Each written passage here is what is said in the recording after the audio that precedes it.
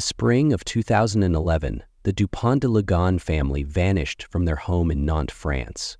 Days later, a chilling discovery was made. The bodies of Agnes and her 4 children were found buried beneath their backyard patio. The patriarch, Xavier Dupont de Ligonnès, was nowhere to be found. What led to this horrifying event, and where is Xavier?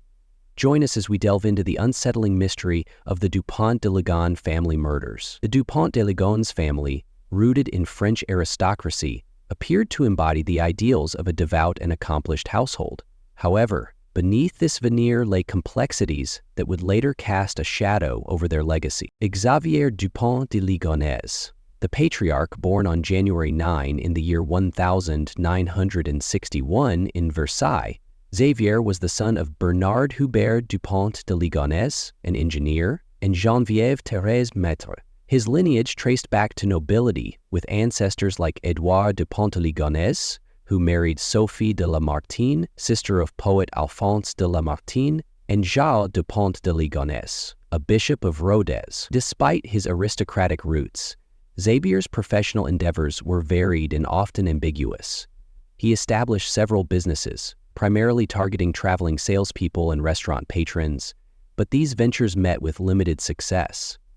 One such enterprise, SEL Ref, based in Pornic, had an obscure purpose, with minimal financial transactions. Agnes Dupont de Ligonnès, the matriarch Agnes Hordanger, was born on November 9 in the year 1962 in Neuilly-sur-Seine, a suburb of Paris.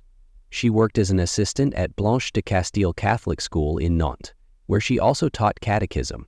Known for her devout faith, Agnes regularly attended Mass with her children and was described as kind yet strict. In 2004, Agnes anonymously shared personal challenges on a French medical forum, revealing marital difficulties. She recounted Xavier's unsettling remark that a collective family death wouldn't be catastrophic, hinting at underlying tensions. The children, one Arthur Nicolas Dupont de Ligonnès, born on July 7 in the year 1990, Arthur was Agnes's son from a previous relationship but was recognized by Xavier after their marriage. At 20, he was pursuing a technical diploma in IT at Saint-Gabriel Private College in Saint-Laurent. Thomas Dupont de Ligonnès, born on August 28 in the year 1992 in Draguignan, Thomas earned a baccalaureate in literature at 17. He was passionate about music and studied at the Catholic University of the West in Angers. Peers described him as discreet and often accompanied by family during commutes. 3. Anne Dupont de Ligonnès, born on August 2 in the year 1994 in Draguignan, Anne was a 16-year-old science student. She shared her mother's religious convictions and was known for her considerate nature. Friends grew concerned when she became uncharacteristically unresponsive online. 4. And Benoît Dupont de Ligonnès, the youngest, born on May 29 in the year 1997, Benoît was 13 and served as an altar boy at St. Felix Church in Nantes. Residing at 55 Boulevard Robert Schumann in Nantes, the family was perceived as devout and close connect. However, financial strains loomed large. Xavier's business ventures struggled, leading to mounting debts. In 2004, he founded the company SEL Ref, whose purpose remained ambiguous and its financial records were notably sparse. Agnes's forum posts from the same year shed light on marital discord. Employees entered his foreposts from time to time saying she expressed feelings of isolation and concern over Xavier's behavior, including his disturbing comments about family death. These revelations hinted at deeper issues within the household. Despite internal challenges, the Dupont de Ligonnès family maintained an image of normalcy. They were active in their community, with Agnes involved in church activities and the children excelling academically. Their noble lineage added to their esteemed reputation in Nantes. In summary, while the Dupont de Ligonnès family appeared to lead an exemplary life, underlying financial difficulties and personal tensions painted a more complex picture. These hidden struggles would later become central to one of France's most perplexing criminal cases. In the months leading up to the Dupont de Ligonnès family's disappearance in April 2011, a series of unsettling events unfolded, painting a complex picture of financial distress, secretive behaviors, and meticulous planning. Xavier Dupont de Ligons, the patriarch of the family, faced significant financial difficulties. Despite his noble lineage and various business ventures, many of his enterprises were unsuccessful, leading to mounting debts. This financial strain was a source of considerable stress for Xavier, who had maintained an image of affluence and respectability.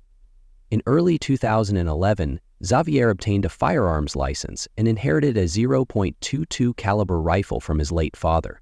He began frequenting the Charles de Jarminiere shooting range north of Nantes, visiting 4 times between March 26 and April 1. During this period, he purchased rifle bullets and involved his sons Thomas and Benoit in shooting activities, with plans for his eldest son Arthur to join as well. These actions suggest a growing preoccupation with firearms. Around the same time, Xavier made several purchases that, in hindsight, appear ominous. On March 12, he bought rifle bullets. Later in March, a sales receipt from a DIY store in Saint-Malo, approximately 320 kilometers from Nantes, was found at the family home. The receipt listed items such as large bin liners and adhesive plastic paving slabs. On April 2, Xavier purchased 4 10-kilometer bags of lime from different shops in the Nantes area. These materials would later be linked to the concealment of the family's bodies. In early April, Xavier took steps that distanced the family from their usual routines and social connections. He informed Agnes's employer that she was suffering from gastroenteritis, and later sent a letter purportedly from Agnes terminating her employment and stating that the family was moving to the United States. He also settled final payments with the children's schools and placed a notice on their mailbox instructing, "Return all mail to sender. Thank you." These actions created a facade of a planned relocation, masking the grim reality. The last confirmed sightings and communications with the family occurred in early April. On April 3, a neighbor saw Agnes for the last time and observed Xavier placing large bags into his car. That evening, the couple and 3 of their children dined at a restaurant and went to the cinema. Later that night, Xavier left a voicemail for his sister, mentioning their evening activities and expressing surprise about a family member's travel plans. On April 4, Anne and Benoit were reported absent from their school due to illness. Friends became concerned when they couldn't reach them and recalled rumors about the family moving to Australia, which seemed suspicious given the lack of prior notice. That same day, Xavier had a 20 to 30-minute phone conversation with his sister Christine, who noted that everything seemed normal. In the evening, Xavier dined with his son Thomas at a high-end restaurant near Angers. Waitstaff recalled that Thomas appeared unwell, and the two spoke little during the meal. On April 5, a bailiff came to the family home to recover a debt of €200, but no one answered the door. Neighbors reported seeing Agnes in front of the house around midday, and a friend confirmed spending the afternoon with Thomas in Angers. Thomas had planned to stay overnight but returned to Nantes after receiving a call from his father, claiming his mother had been in a cycling accident. Subsequent attempts to contact Thomas were met with brief and uncharacteristic text messages, raising further concern among his friends. By April 7, neighbors noticed unusual activity, with Xavier making multiple trips between the house and his car, loading large bags. Some witnesses claimed to have seen Agnes alive that day, though autopsy reports later suggested she died earlier. Xavier's online activity ceased on April 8, after he sent emails to family members indicating that everything was fine and that more detailed news would follow. These meticulously orchestrated actions culminated in the family's sudden disappearance, leaving behind a trail of deception and unanswered questions that continue to haunt investigators and the public alike. In early April 2011, the Dupont de Ligons family, Xavier, Agnes, and their 4 children, Arthur, Thomas, Anne, and Benoit, seemed to have vanished from their home in Nantes, France. Neighbors and acquaintances grew concerned as days passed without any sign of the family. The family's house at 55 Boulevard Robert Schumann appeared eerily quiet, with shutters closed and a note on the mailbox requesting that all mail be returned to sender. The first signs of something amiss emerged when the children's schools received letters stating that the family had relocated to Australia due to Xavier's sudden job transfer. Similarly, Agnes's employer received a resignation letter, allegedly from her, explaining that she was following her husband abroad.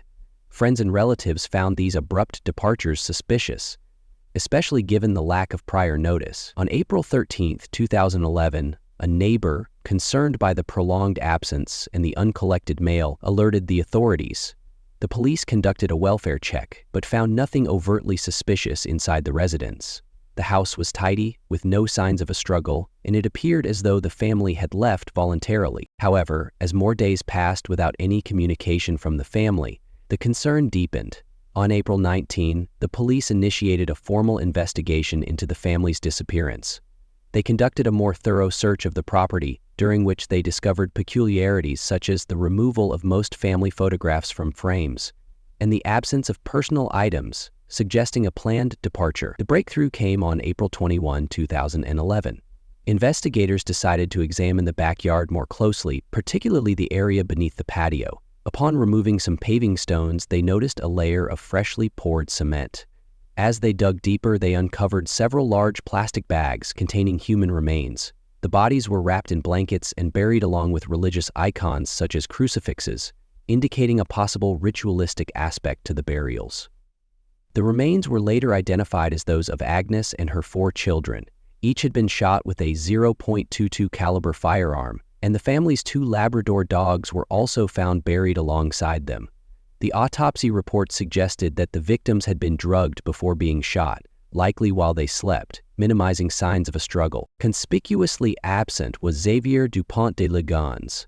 His car was later found abandoned in the parking lot of a hotel in Roquebrune-sur-Argens. But there was no trace of Xavier himself. An international arrest warrant was issued and a manhunt ensued, but to this day Xavier remains missing, and the case continues to be one of France's most perplexing unsolved mysteries. The discovery of the crime sent shockwaves through the community and the nation. The Dupont de Ligons family, once perceived as a model household, had met a tragic and mysterious end, leaving behind more questions than answers. Following the harrowing discovery of the Dupont de Ligons family's bodies in April 2011, a massive manhunt was launched to locate the missing patriarch, Xavier Dupont de Ligons. Despite extensive efforts, his whereabouts remain unknown, leading to numerous theories about his fate. After the bodies were found, an international arrest warrant was issued for Xavier. Investigators traced his movements through surveillance footage and witness accounts. He was last seen on April 15, 2011, at a budget hotel in Roquebrune-sur-Argens, in the Var region of southeastern France. Authorities conducted extensive searches, including combing through the Massif de Morez, a mountainous region near his last known location. Caves, abandoned mines, and wooded areas were meticulously examined, but no trace of Xavier was found. Over the years, there have been numerous reported sightings across various countries, but none have been substantiated. Another theory posits that Xavier meticulously planned his family's murders and subsequent disappearance, enabling him to start anew elsewhere. His international connections and business ventures might have provided the means to establish a new identity. Some believe he could be living discreetly in a foreign country, possibly under an assumed name. Given Xavier's reported religious inclinations, some speculate he sought refuge in monastic communities. In 2018, police raided a monastery in Roquebrune-sur-Argens after reported sightings, but the search yielded no results. Monasteries' secluded nature and vows of silence could potentially offer a perfect hiding place. An alternative theory suggests that Xavier himself fell victim to unknown assailants. Some propose that individuals with motives related to his financial troubles or personal life might have murdered him, disposing of his body to frame him for his family's deaths. However, there is little concrete evidence to support this scenario. Xavier's relatives have expressed doubts about the official narrative. His sister Christine has suggested that the bodies discovered might not belong to Xavier's family, proposing that they entered a witness protection program due to threats. This theory challenges the findings of the investigation, but lacks substantial evidence. The disappearance of Xavier Dupont de Ligons remains one of France's most perplexing mysteries. Despite extensive investigations and numerous theories, his fate is still unknown. The case continues to captivate the public's imagination, symbolizing the enigma of a man who vanished without a trace after the tragic deaths of his family. The Dupont de Ligons case captivated France, igniting intense media scrutiny and public intrigue. The shocking nature of the crime, a seemingly respectable family found murdered with the patriarch missing, led to widespread coverage across television, print, and online platforms. In the immediate aftermath of the discovery in April 2011, French media outlets provided extensive reports detailing the gruesome findings at the family's Nantes residence. Major newspapers and television channels dispatched journalists to cover the unfolding investigation, offering real-time updates and analyses. The case's complexity and the aristocratic background of the family added layers of fascination for both the media and the public. As the investigation progressed, media coverage delved into Xavier Dupont de Ligonn's personal history, exploring his financial troubles, business ventures, and family dynamics.